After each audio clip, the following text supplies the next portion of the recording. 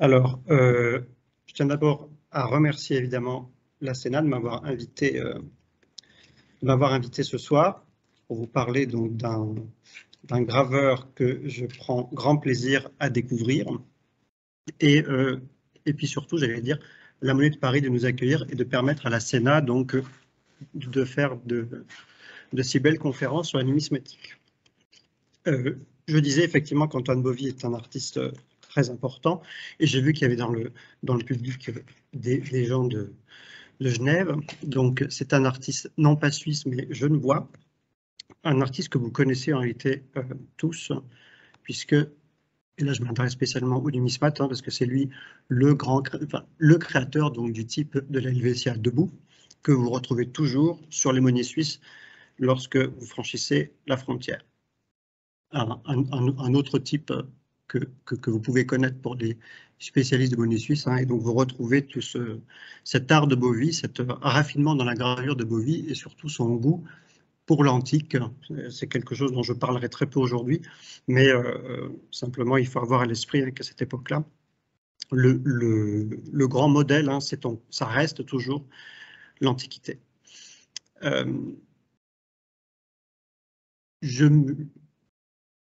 Je vous mets cet ouvrage simplement pour en fait, puisque je ne parlerai plus de monnaie ensuite, mais c'était le dernier grand ouvrage donc, qui fait le point sur le franc suisse et sur le rôle de Bovy très très important, donc à la fois dans la création des types, mais même dans la fabrication des monnaies. J'y reviendrai rapidement tout à l'heure.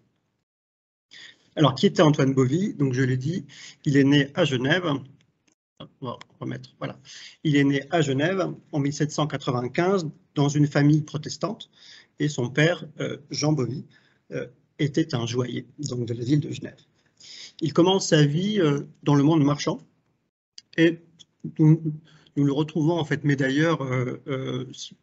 Il avait à peu près 25 ans, 27 ans, donc on pense qu'il a travaillé évidemment l'art de la gravure chez son père, il a appris les rudiments de l'art chez son père, et il se met véritablement à faire de la médaille en 1823.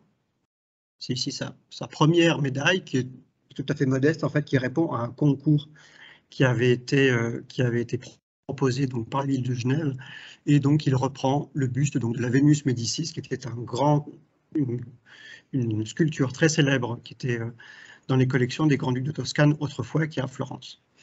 Donc c'est grâce à ça qu'il devient, qui rentre dans le monde de la médaille, j'allais dire, et qui devient célèbre donc dans sa ville natale en 1823.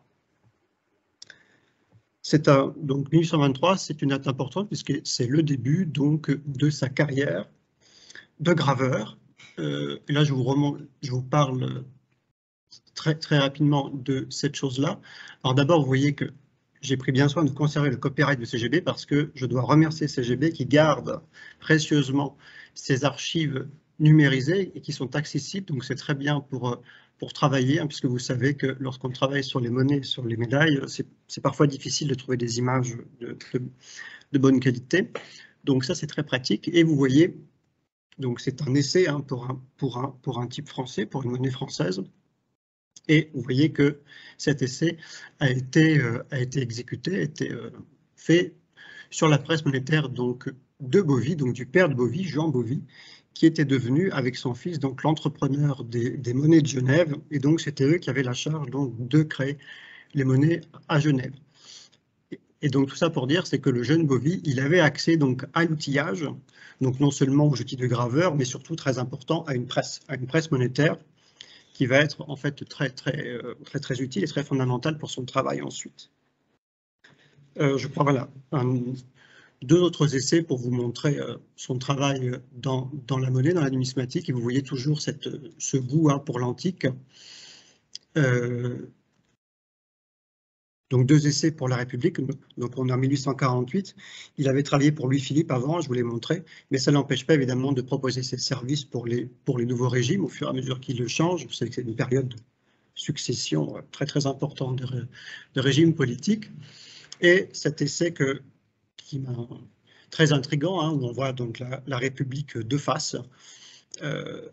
Alors celle-ci un peu plus classique, donc de profil avec tous les attributs de la République, donc l'abondance, donc une figure féminine avec les signes de l'abondance et toujours ce goût pour l'antique où on reconnaît là, le manteau d'Athéna. Et ici, donc, peut-être un petit peu plus guerrier, ce modèle-là, avec donc déjà deux faces, à Marianne, et puis la République, et puis donc les symboles révolutionnaires.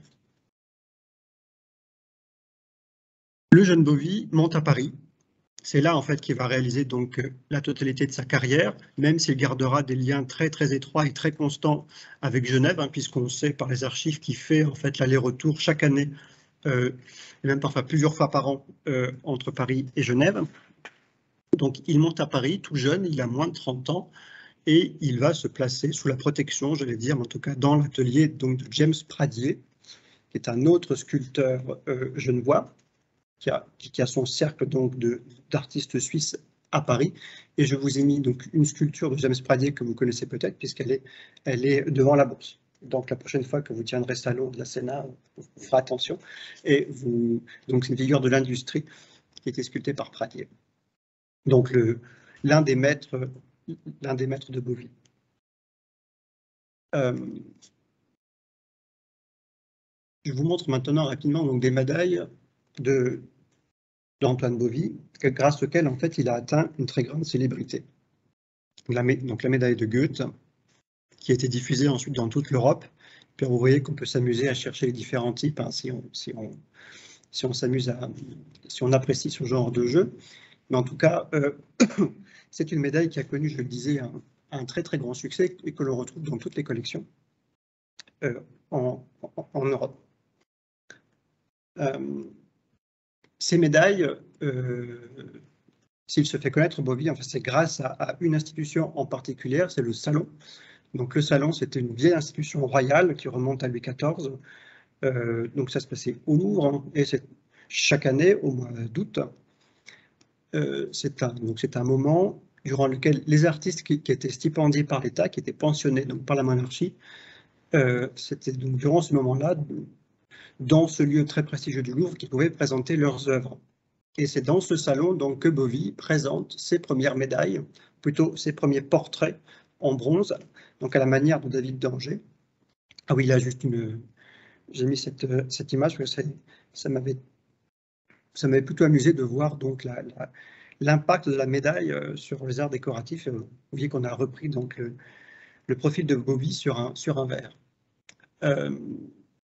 Donc je disais que Bovy présentait ses œuvres lors du salon, et l'une des premières médailles qu'il présente donc au salon en 1832, c'est la médaille de Cuvier, c'est le portrait de Cuvier, qui venait juste de mourir. Et donc Bovy en profite en fait pour se faire connaître. Il profite donc de la mort de Cuvier pour réaliser le portrait de cet homme très important, qui est un grand scientifique et surtout un grand politicien, hein, qui a mené une grande carrière au service de l'État. Et donc pour se faire voir un petit peu, puisqu'il était encore tout jeune, hein, il était encore tout jeune, Bovy, à cette époque-là.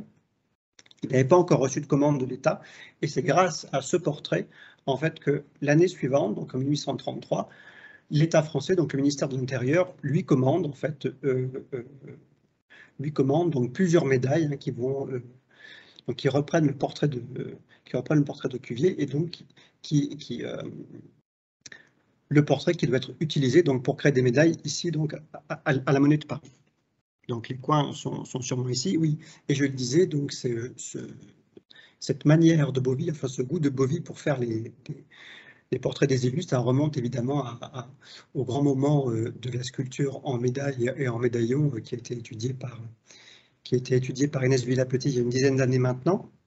C'est une belle exposition donc, qui avait eu lieu à la BNF, et donc notre Bovy est le digne successeur. Il poursuit donc ce goût pour les portraits de grand format, pour les portraits d'hommes illustres dans la France du 19e siècle. Vous voyez que la confiance de la monnaie et la confiance de l'État lui est acquise très vite, puisque dès 1833, la monnaie lui demande donc de graver des coins donc d'une médaille qui avait été prévue donc pour Napoléon Ier. Donc il doit refaire les coins, parce que probablement que les coins avaient été cassés ou avaient été endommagés. Ça, il faut que je travaille un peu plus sur cet aspect-là. Et donc, tu vois où je veux en venir, Béatrice, hein, je viendrai te voir pour étudier tout ça.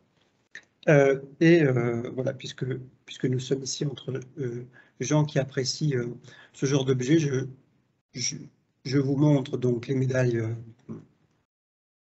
d'autres médailles qu'il a créées, donc dans un but commercial, hein, donc pour profiter donc du souvenir de Napoléon Bonaparte. On est au milieu du 19e siècle, donc l'empereur est mort depuis très longtemps, mais on garde toujours ce goût pour l'empereur, et donc Bovie en profite donc pour graver des médailles pour pouvoir les vendre ensuite. Et donc il y a toute une série, en fait, une espèce de petite histoire métallique de Napoléon Bonaparte, donc avec différents épisodes, du premier ici, donc la campagne d'Égypte, jusqu'à sa mort. Donc une médaille sur le mémorial de Sainte-Hélène.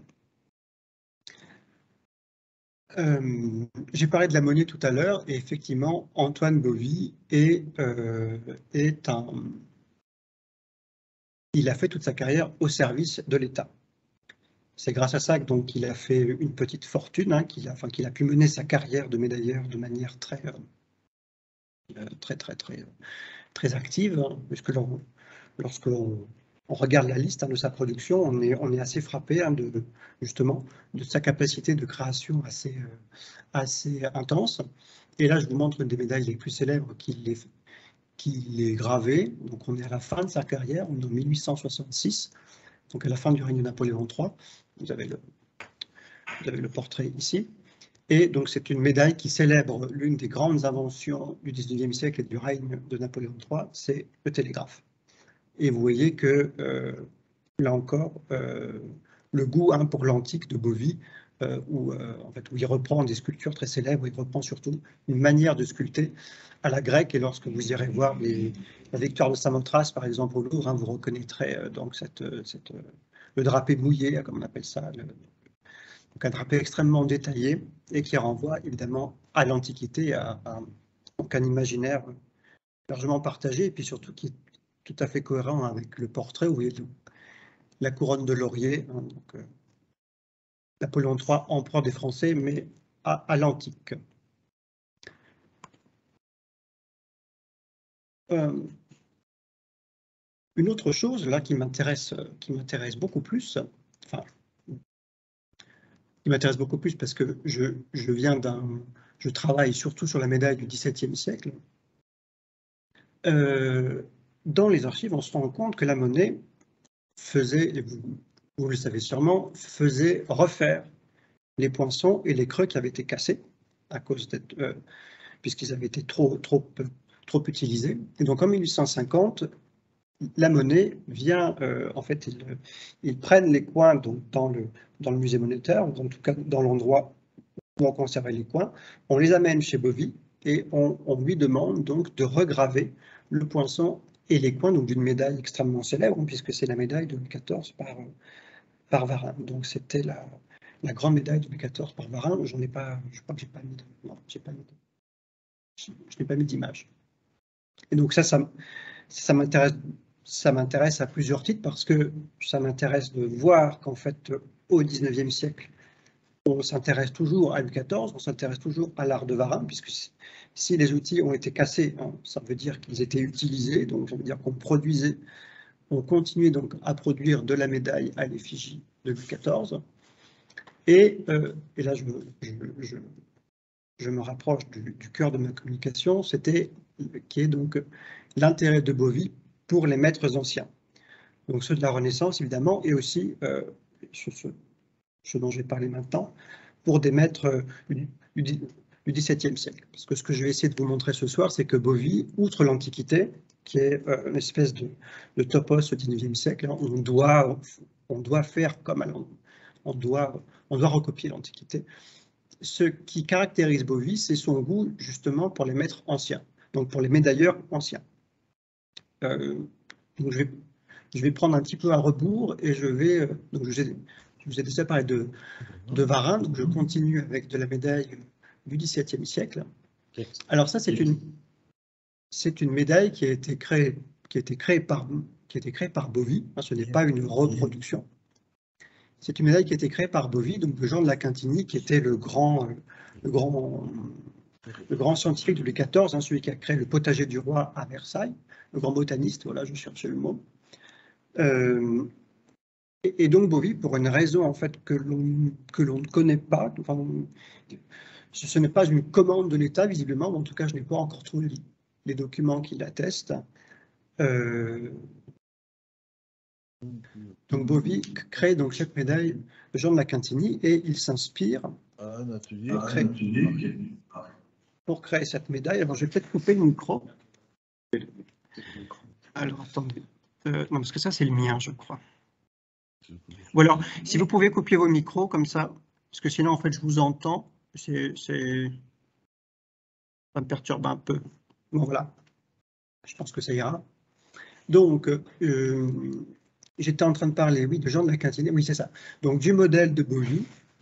Donc évidemment, il y a toujours l'esprit de Varin qui semble régner, qui semble être très présent dans la tête de Bovy, mais aussi celui, je crois, d'un graveur qui m'est beaucoup plus familier et beaucoup plus cher, donc celui de Chéron, de François Chéron, donc un des médailleurs de Louis XIV.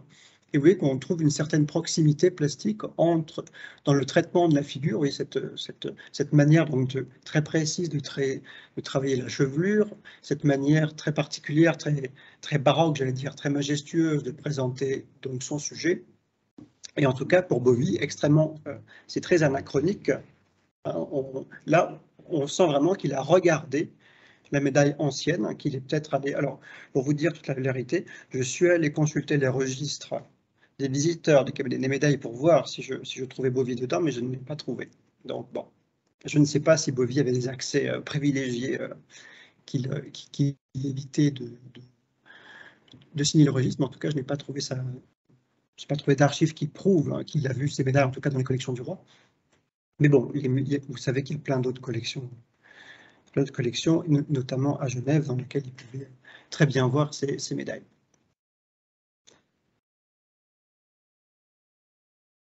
Voici une médaille donc de Bovy, vous voyez sa signature en bas.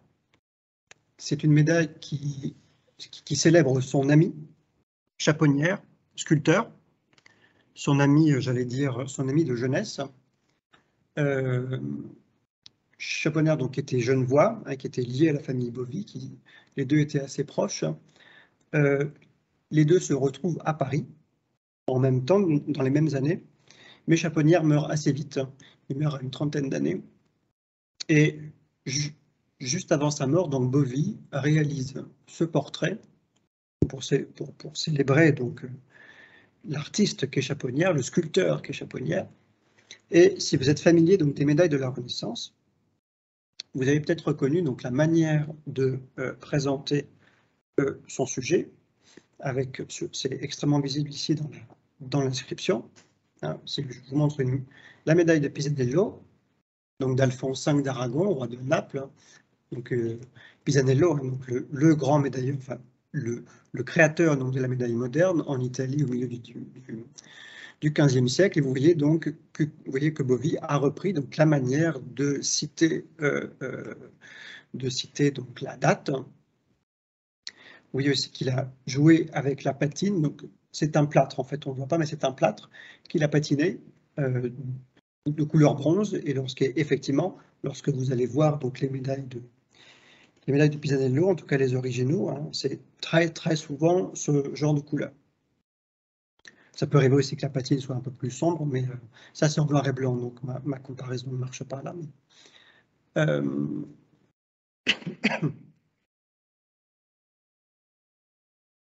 le goût pour la Renaissance est très important chez Bovy.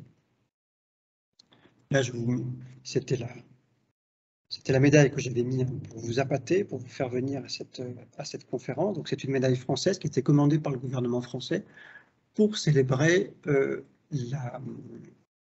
réaménagement de la Chambre des Pairs, donc du Sénat, hein, donc du palais qui a été construit par Catherine de Médicis, dont vous avez le portrait ici tout en haut.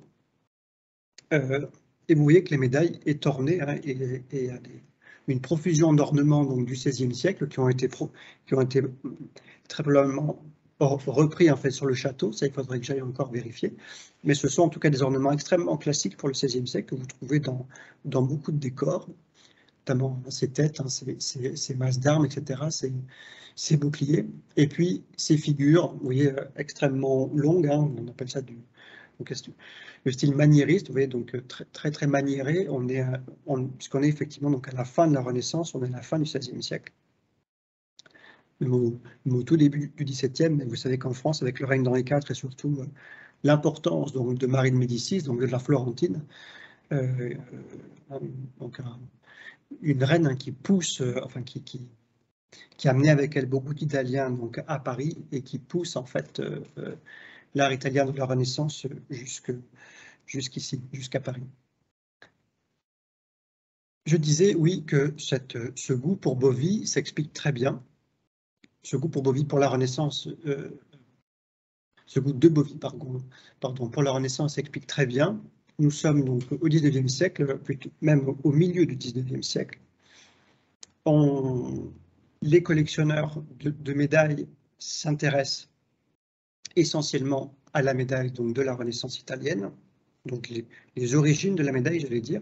Et vous connaissez tous l'ouvrage fondamental, l'ouvrage fondateur, j'allais dire, donc d'Armand, hein, qui a été publié pour la première fois, si je ne dis pas de bêtises, en 1877, ou en tout cas quelque chose comme ça, réédité ensuite à la fin, juste avant sa mort. Donc c'était un architecte, Armand, qui était aussi un collectionneur. Donc il construisait des bâtiments dans un style, enfin dans tous les styles, hein, mais on peut aussi. Il faudrait faire un travail en fait sur le goût néo-renaissance aussi dans l'architecture. En tout cas chez Armand. Et donc cet architecte a une grande collection de médailles Renaissance. C'est un goût qu'il transmet à son gendre, je crois, ou à son neveu, je ne sais plus, j'ai un doute, Valton. Et la collection des deux, vous savez la BNF a eu la chance d'en hériter, de la récupérer en tout cas au tout début du XXe siècle. Et donc la plus grosse collection maintenant de médailles Renaissance se trouve à la BNF, et ce grâce à Armand et Valton. Vous avez ici un exemplaire donc de la collection d'Armand Valton, une vieille photo maintenant, il faut dire ça, une vieille photo du cabinet des médailles avec ce verre très présent. Et je vous enjoins maintenant à redécouvrir le cabinet des médailles restauré. Alors, je ne vous mets pas de photo comme ça, vous aurez l'effet de surprise.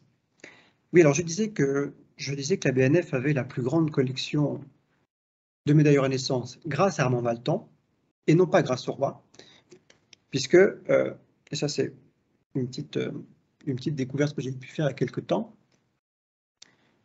le roi, il possédait des médailles modernes de bronze, donc des médailles de Pisanello. Vous avez ici en fait ces documents d'archives en fait qui est conservé donc à la BNF et qui fait l'inventaire des médailles modernes de bronze que le roi conservait. Donc il y en avait quelques-unes, mais les médailles modernes de bronze n'étaient pas présentées dans le cabinet des médailles de Versailles. En fait, c'était une question de métal, je crois. Ce n'était pas assez prestigieux pour Louis XIV. Donc, les médailles de bronze et donc les médailles de Pisanello, donc les médailles de la Renaissance, sont stockées ou étaient stockées dans le bureau des médailles, donc dans le bureau des conservateurs, j'allais dire, le bureau des gardes, là où le garde des médailles travaillait, où il avait ses livres et où il pouvait donc justement faire les catalogues. Donc les collections en fait ont eu très peu de visibilité en France, et c'est pour ça qu'il a fallu attendre la fin du XIXe siècle, ou plutôt, pardon, le milieu du XIXe siècle, pour que les érudits commencent à se réintéresser à la médaille de la Renaissance, puisqu'elles avaient un petit peu disparu en fait à cause de Louis XIV. Alors c'est beaucoup moins le cas en Italie, où Pisanello, en fait, il y a toujours eu une mémoire très importante de Pisanello, mais j'en parlerai peut-être à un autre moment. je vous disais tout à l'heure qu'effectivement le bronze n'était pas digne de Louis XIV et donc, fait tout à fait extraordinaire, on a commandé des reproductions en argent de certaines médailles de la Renaissance. Donc là, vous avez un exemple très célèbre, puisque ça fait partie, je crois, des médailles, en tout cas c'est ce qu'Inès m'avait dit, Inès Villapetit, ça fait partie des médailles en fait, qui sont demandées régulièrement. C'est la médaille, donc c'est la médaille qui a été faite pour célébrer le grand architecte italien du milieu du XVe siècle, donc Alberti. Donc il y a son portrait physique de l'autre côté, et là je vous ai mis donc, son portrait symbolique, j'allais dire, hein, son symbole. Mais ce n'est pas une médaille de la Renaissance, en fait, c'est une reproduction du XVIIe siècle en argent pour que la médaille puisse intégrer donc, les collections royales. C'est mon hypothèse, en tout cas, qui est fondée en fait, sur plusieurs autres médailles, en fait, où on se rend compte en fait, qu'elles ont été reproduites. Donc il y a des médailles de Pisanello, il y a des médailles de Chéron aussi, en fait, qui les avaient fournies en bronze, mais le bronze, ça ne convenait pas, donc on l'avait reproduite en argent pour qu'il puisse intégrer le cabinet. Donc effectivement, je vous avais dit, enfin je viens de vous dire que les collectionneurs en fait, avaient oublié donc, les médailles de la Renaissance, et ce qu'ils collectionnaient, hein, ce qu'ils appréciaient vraiment, c'était les grandes médailles françaises donc, du XVIIe siècle, celle de Dupré et celle de Varin. Et c'est ça en fait que les collectionneurs vont acheter durant tout le XVIIIe siècle. Hein, on a des grandes collections. Dans les catalogues de vente, hein, on peut repérer donc que ce goût pour Varin, cet intérêt pour Varin et pour Dupré. Et donc, je viens de vous le dire aussi, c'est en Italie et en Angleterre que le goût pour la médaille Renaissance se poursuit, hein, ne se dément pas.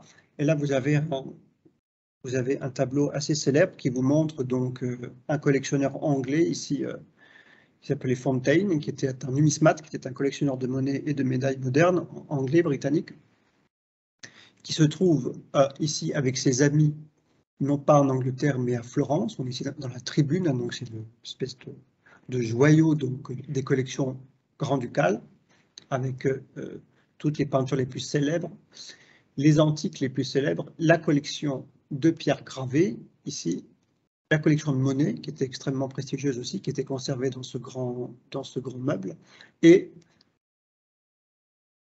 le morceau de réception, comme diraient les Anglais, cette pièce, alors qui n'est pas très visible, et l'image est de mauvaise qualité, mais je vous promets que c'est une médaille en or de Pisanello.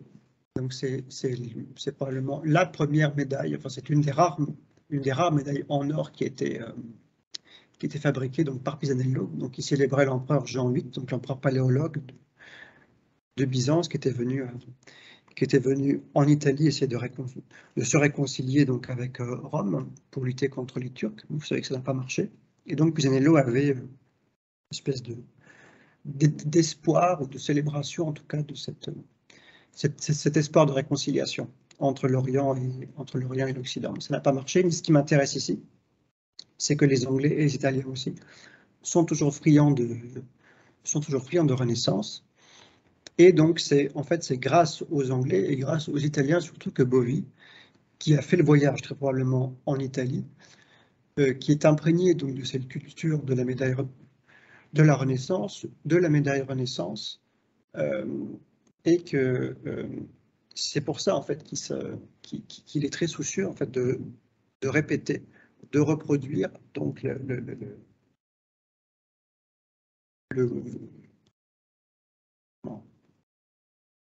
cette esthétique.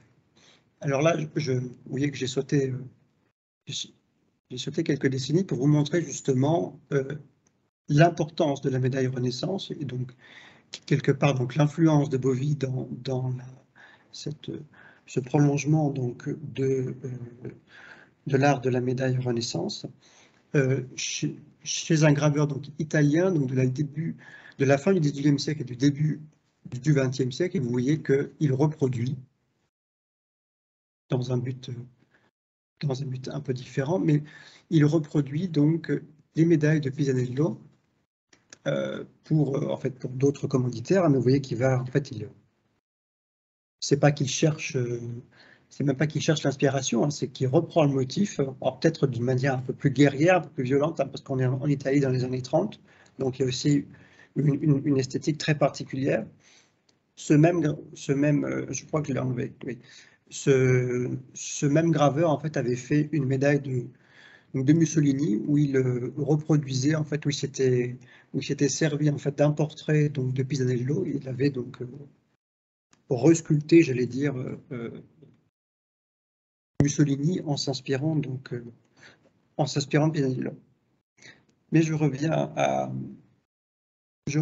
à Bovy. Oui. Non. Puisque, j'ai oublié de vous le dire tout à l'heure, pour sculpter cette partie de la médaille, vous voyez que Bovy a repris directement la médaille donc, de Dupré, donc de Catherine de Marie de Médicis, pardon, par Dupré. On est dans les années 1620.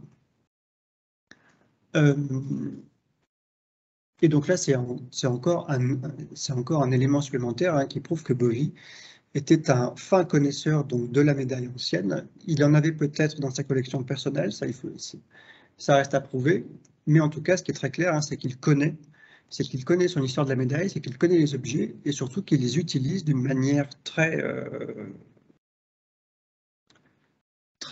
comment,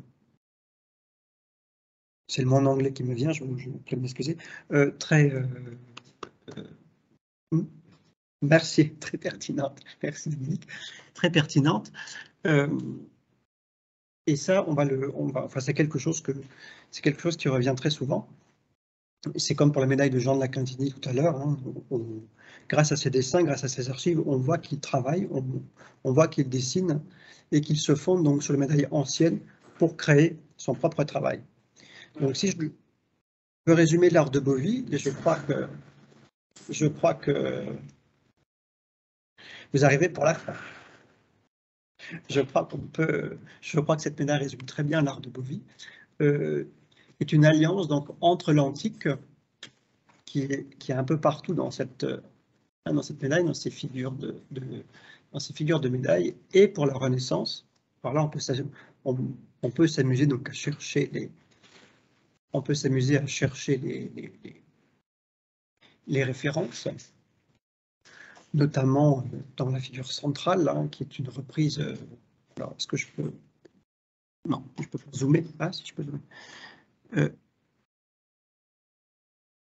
Hop là, je fais ça en direct, je prie de m'excuser. Hop là, oui. En fait, qui reprend des costumes, hein, du XVIe siècle, en tout cas qu'il les cite.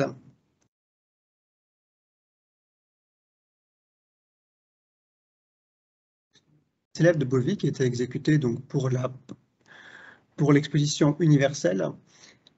C'est une exposition dans laquelle, en fait, on lui a fait un grand honneur puisqu'on lui a demandé, donc, en fait, on lui a dédié une section entière pour qu'il puisse exposer ses œuvres, donc une espèce d'exposition rétrospective, hein, de son vivant.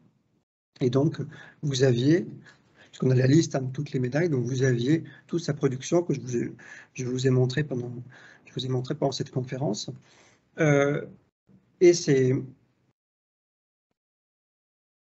qui vous montre que c'était un graveur extrêmement prestigieux, extrêmement, je vais dire puissant, mais non, mais extrêmement très apprécié. Donc il a eu cette exposition, enfin cette rétrospective à Paris, et il y en a eu plusieurs autres à peu près au même moment, et même après sa mort, en fait, donc à Genève. On a plusieurs témoignages donc d'expositions, et même de salles de musée qui lui ont été dédiées. Donc on a fait refondre ces médailles, on a fait surtout reproduire ces plâtres, puisqu'on a la chance de conserver, c'est le musée des